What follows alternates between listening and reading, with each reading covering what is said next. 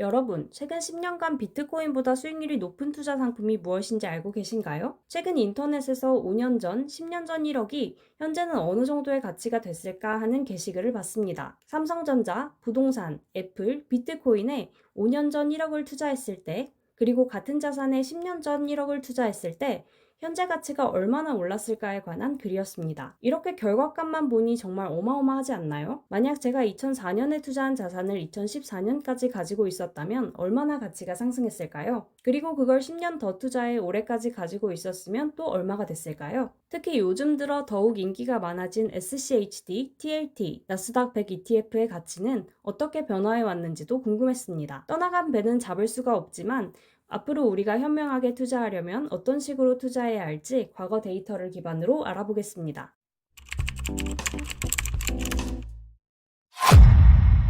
이름만 들어도 벅차오르는 자산군들을 엄선해봤습니다. 저 화려한 라인업에 1억 원을 2014년에 투자했으면 지금 어떻게 됐을까요? 가장 재밌는 사실 중 하나는 최근 10년간 엔비디아가 비트코인보다 수익률이 높았다는 사실입니다. 물론 비트코인도 어마어마한 수익률을 기록해서 1억 원을 넣었으면 지금 159억 원이 될 수 있었죠. 매우 아쉽네요. 나스닥 100 지수에만 넣어도 5배 상승한 5억 원이 될 수 있었습니다. 또 한 가지 주목할 만한 사실은 최근 10년간 아무리 코스피가 좋지 않은 모습을 보여줬어도 예금보다는 높은 수익을 볼 수 있었다는 것입니다. 결론적으로 최근 금리가 급격하게 오르며 떨어진 TLT를 제외하고는 대부분의 투자에서 이익을 볼 수 있었습니다. 자, 이제 또 10년 전으로 거슬러 올라가 볼까요? 2004년에 투자했으면 2014년 1억 원은 어떻게 됐을까요? 우선 2010년 8월에 나온 비트코인은 제외했습니다. 2004년에서 2014년에는 최근 10년보다는 낮은 수익률을 보인 것을 알 수가 있습니다. 여기서 알 수 있는 사실은 최근 10년이 어쩌면 대단한 상승기였을지도 모른다는 사실입니다. 또한 우리가 좋아하는 S&P 500, SCHD는 무려 코스피보다도 낮은 수익을 보였습니다. 이렇게 10년 전에는 우리가 지금 알고 있는 상식과는 많이 다른 모습을 보여줬습니다. 여기서 저는 앞으로도 우리의 투자 상식이 바뀌는 시기가 분명히 오겠구나라는 생각을 했습니다. 네, 이제 2004년부터 최근까지 20년간 수익률을 볼 건데요.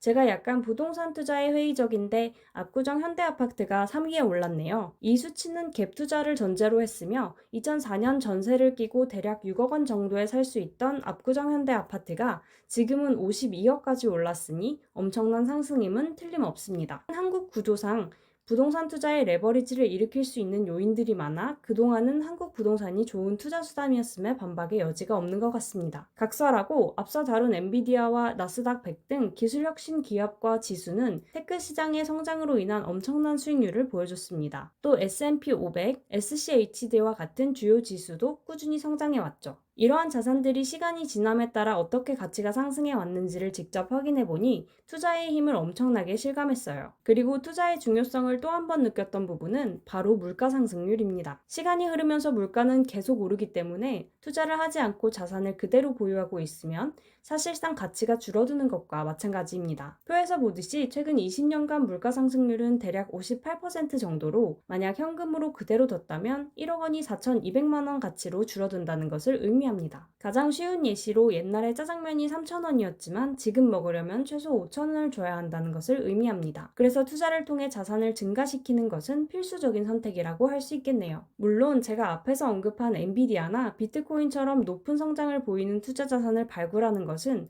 누구나 꿈꾸는 일확천금의 기회죠. 하지만 이건 현실적으론 정말 쉽지 않은 일이에요. 왜냐하면 10년 단위로 끊어서 보니 어떤 시기에 어떤 자산을 적정한 타이밍에 투자하는지도 정말 중요했기 때문입니다. AI 시대 엄청난 대장주죠. 엔비디아. 최근 10년 동안 무려 188.6배가 올랐지만 2004년에 투자해서 10년을 갖고 있었다면 2.7배밖에 오르지 않았어요. 20년 전인 2005년에는 에너지 관련주인 엑손모빌이 S&P 500의 시가총액 1위 기업이었지만 지금은 기술주인 마이크로소프트가 그 자리를 차지하고 있습니다. 이처럼 시장은 계속해서 변화하고 있어 이렇게 개별 주식을 선택하고 관리하는 것은 저와 같은 일반 투자자들에게는 너무나 어려운 일일 수 있습니다. 이렇게 변화하는 시장에는 리밸런싱을 자동으로 해주는 ETF에 투자하는 것이 좋은 대안이 될 수 있다고 생각합니다. ETF는 다양한 자산에 분산 투자를 하여 리스크를 줄이고 정해진 룰북과 지수에 따라 움직이는 방식을 통해 시장의 변화를 자동으로 반영하여 포트폴리오를 지속적으로 최신화하기 때문이에요. 그렇기 때문에 우리의 시간과 노력을 절약하면서도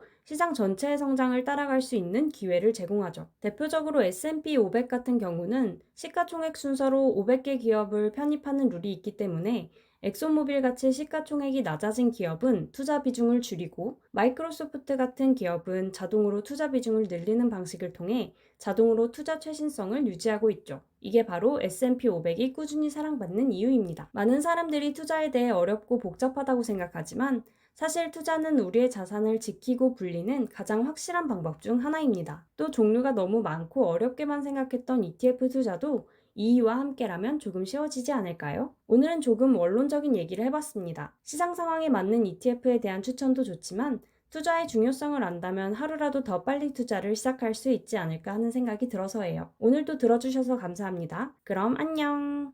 유익했다면 구독과 좋아요, 알림 설정도 부탁드려요.